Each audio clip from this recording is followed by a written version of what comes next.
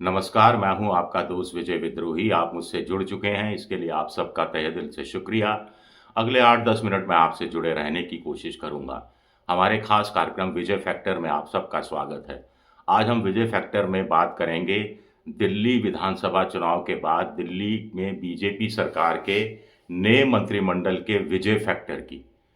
तो कुछ लोग कह रहे हैं कि नए मंत्रिमंडल के गठन को लेकर प्रधानमंत्री नरेंद्र मोदी और उनके चाणक्य समझे जाने वाले अमित शाह ने एक भारी चूक कर दी है, भारी गलती कर दी है, जिसका खामियाजा उसे इस साल नवंबर में बिहार के होने वाले विधानसभा चुनाव में उठाना पड़ सकता है।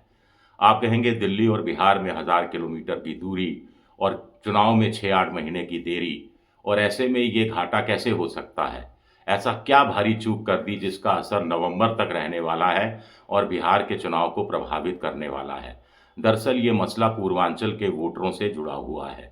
अब मोदी सरकार के ने जो मोदी जी ने जो नया गठन मंत्रिमंडल का किया है, उसमें जातिगत समीकरणों का ध्यान रखा गया है। बीजेपी चुनाव लड़ने में, चुनाव जीतने में बड़ी उस्ताद किस्म की पार्टी है। वो पहले से ही अलग-अलग राज्यों के लिए रणनीति बनाकर चलती है।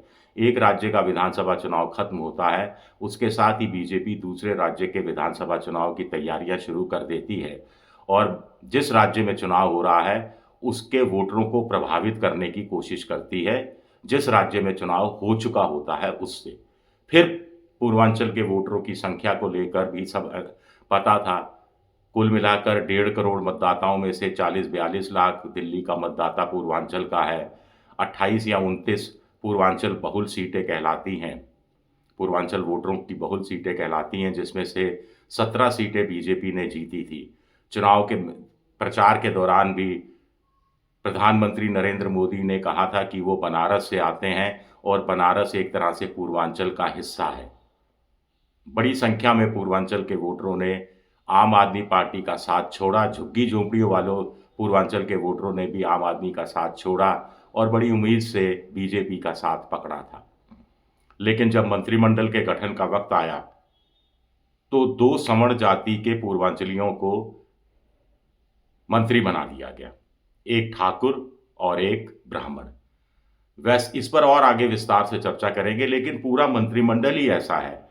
मुख्यमंत्री रेखा गुप्ता सवर्ण जाति की वैश्य समाज से आती हैं। फिर आशीष सूद पंजाबी, वो भी सवर्ण जाति के हैं। फिर करावल नगर से जीते कपिल मिश्रा मूल रूप से पूर्वांचली, वो ब्राह्मण हैं। दूसरे पूर्वांचली डॉक्टर पंकज कुमार सिंह जो विकासपुरी से जीते, वो भी ठाकुर है, यानी सवर्ण जाति के आते हैं, सवर्ण जाति से आते हैं।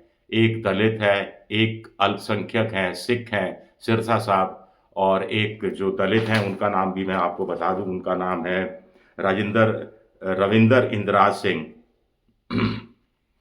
तो कुल मिलाकर 7 में से 4 सवर्ण जाति के हो गए।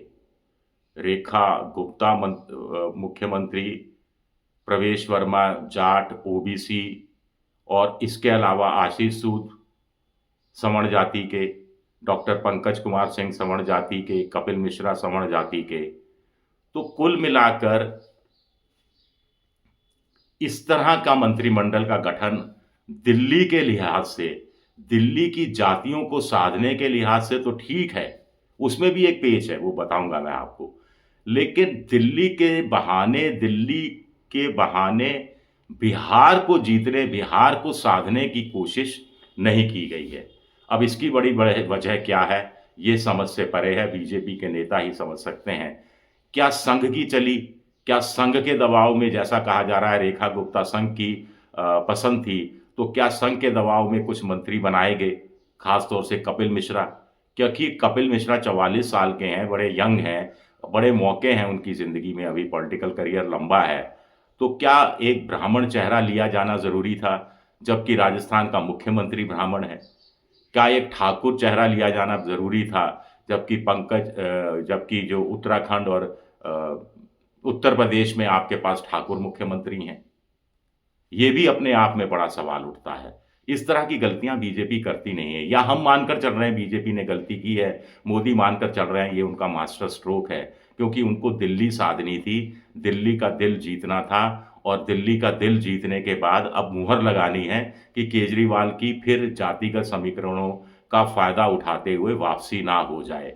तो पंजाबी और सिख नाराज़ थे तो उनको मनाने की कोशिश की, एक-एक को मंत्री बना लिया गया।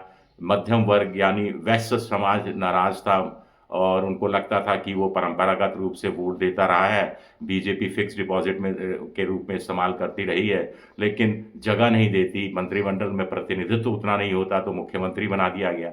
सबसे बड़ी बात है कि 7 में से 4 सवर्ण जाति के स्पीकर और डिप्टी स्पीकर की पोस्ट कहा जा रहा है कि स्पीकर विजेंद्र गुप्ता फिर सवर्ण जाति के और डिप्टी स्पीकर मोहन सिंह बिष्ट वो भी सवर्ण जाति के, उनको बनाए जाने की संभावना है। तो 9 में से 6 सवर्ण जाति के।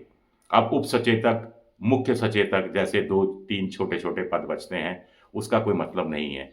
बिहार में महादलित, महापिछड़े, पसमंदा मुसलमान, इनका बाहुल्य है।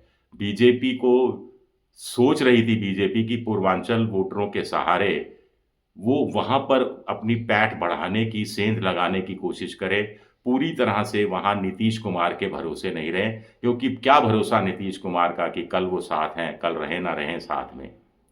या तो बीजेपी को लगता है कि नीतीश कुमार साथ बने रहेंगे, या इसलिए ये दाँव खेला गया है, या बीजेपी को लगता है कि सवर्ण वोटरों पर तो अपना कब्ज़ा किया जाए, क्योंकि कांग्रेस भी बिहार के सवर्ण वोटरों में छोटा-मोटा दखल रखती है, लेकिन जब किसी लालू प्रसाद की पार्टी जैसी पार्टियों से मिलकर चुनाव लड़ती है, तो ये छोटा-मोटा सवर्ण वोटर भी जीत-हार का बड़ा कारण बन जाता है।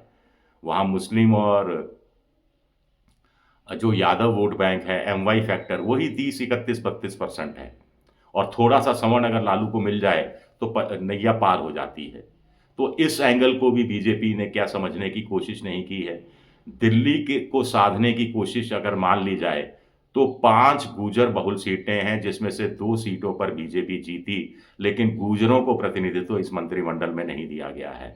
हरियाणा से जुड़ी हुई 13-14 सीटों में से करीब न 1-2 सीट को छोड़कर सारी सीटें बीजेपी की झोली में गई, लेकिन ओबीसी को भी ज़्यादा प्रतिनिधित्व एक ही जगह मिली है प्रवेश वर्मा के बहाने।